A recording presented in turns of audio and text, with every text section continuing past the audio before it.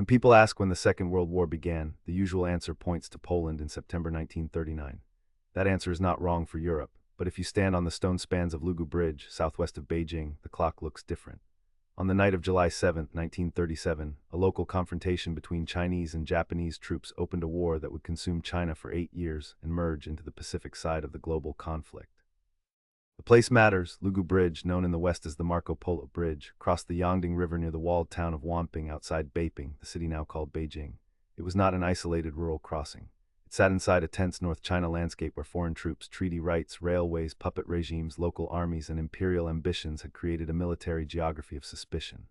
A bridge, a fortress gate, and a few roads could become the hinge of a much larger war. Japan's advance into northeast China had already transformed the region. In 1931, Japanese forces seized Manchuria after the Mukden incident and built the puppet state of Manchukuo. From there, pressure extended southward. Japanese commanders, diplomats, and local proxies pushed for influence across North China, while Chinese leaders tried to resist without triggering a war they were not fully ready to fight.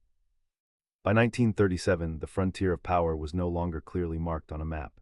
It ran through rail stations, garrisons, city gates, and conversations between commanders.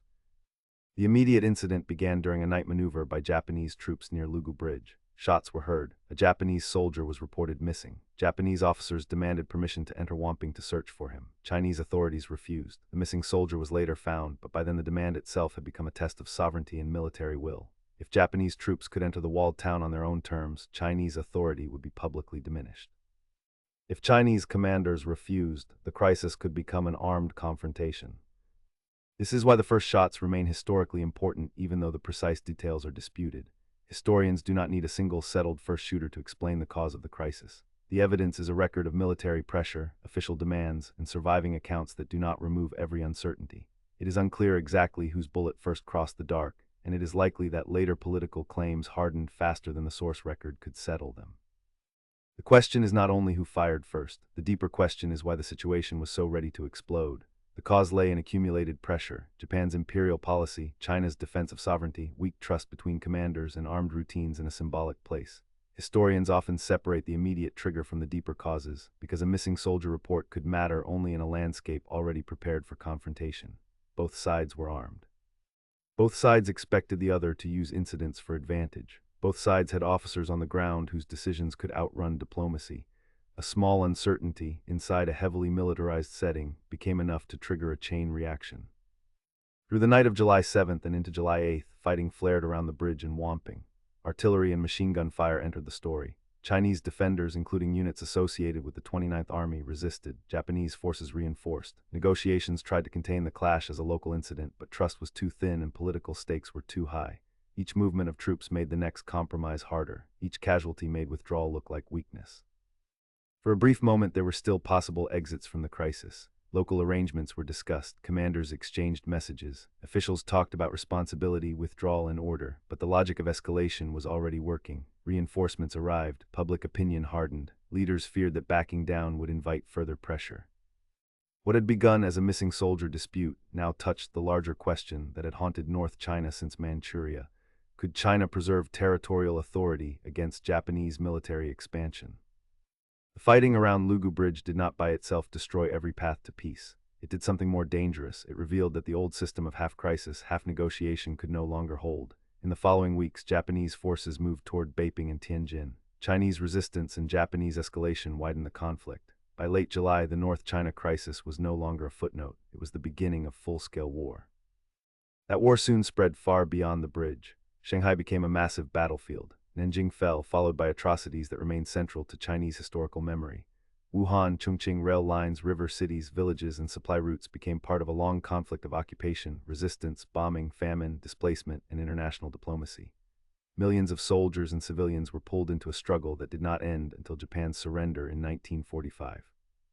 Marco Polo Bridge matters because it shows how wars often begin in the space between policy and accident. Japanese imperial policy created pressure. Chinese nationalism and state survival created resistance. Local military routines created friction. The missing soldier report created an immediate demand. Wanping's gate created a visible symbol of authority. No single factor explains the war by itself. Together, they made a small night incident impossible to keep small. The incident also changes the map of World War II memory. For many Chinese historians and for much of East Asia, the war was already underway in 1937. The European timeline that starts in 1939 can make the Asian War look like a prelude. But for people in Beiping, Shanghai, Nanjing, or Chongqing, the years before Pearl Harbor were not a prelude. They were war itself: occupation, mobilization, terror from the air, refugee columns, diplomacy, and survival. There is a modern lesson in that older bridge, but it is not a simple slogan.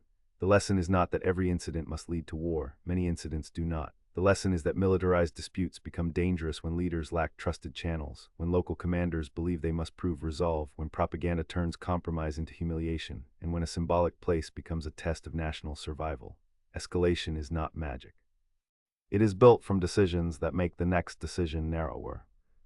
Strongest image of the Marco Polo Bridge incident may be the bridge itself. Old stone arches, carved lions, the walled town nearby, and military positions around a crossing that had existed long before 20th century empires arrived.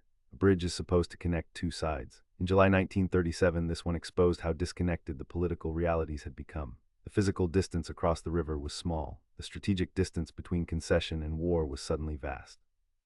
Remembering the incident clearly means holding two truths at once. It began with a local confrontation, uncertain reports, and decisions made under pressure. It also belonged to a much larger pattern of Japanese expansion and Chinese resistance. If we remove the local details, the story becomes too abstract. If we remove the larger pattern, it becomes a mystery of a few shots in the dark. History made clear means seeing both the spark and the fuel.